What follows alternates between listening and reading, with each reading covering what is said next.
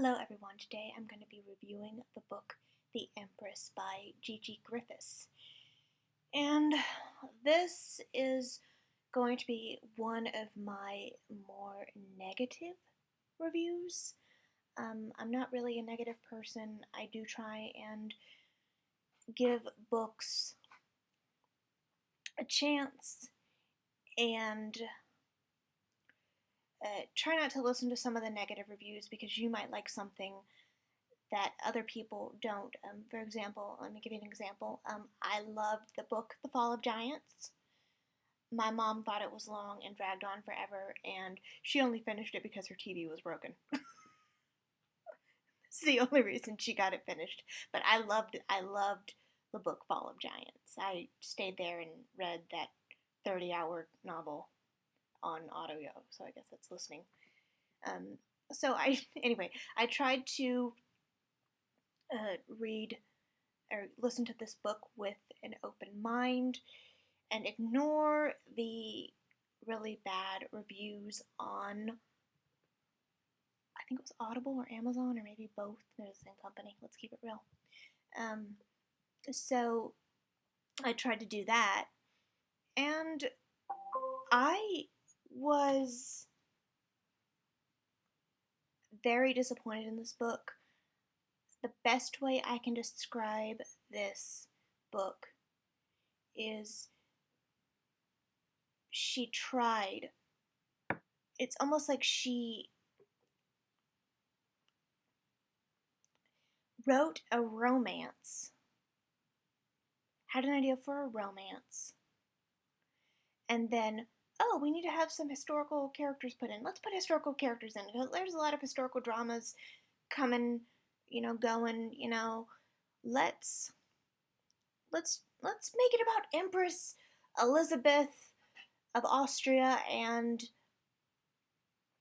Franz Joseph, their love relationship, which really isn't a love relationship. But let's make it about them. Which I didn't really like. There are a lot of books for children that I have read on this channel that do this time in Empress Elizabeth's life a lot better. And this is writing for children. But this is supposed to be an adult book written for adults, but it kind of sounds like a cheesy romantic drama, I don't even know what you'd call it, with historical characters thrown in. And this is basically I think it's a year of Elizabeth's life when she goes to Austria because her sister is supposed to marry Franz Joseph, but instead Franz Joseph falls for her, for Empress Elizabeth, and Franz Joseph says, and this is kind of an historical quote, I don't feel like, or not a historical quote, but a historical piece of information, so I don't feel like I'm giving much away. He basically told his mother, who kind of ran the roost, they called her the only man on the Hofburg Palace.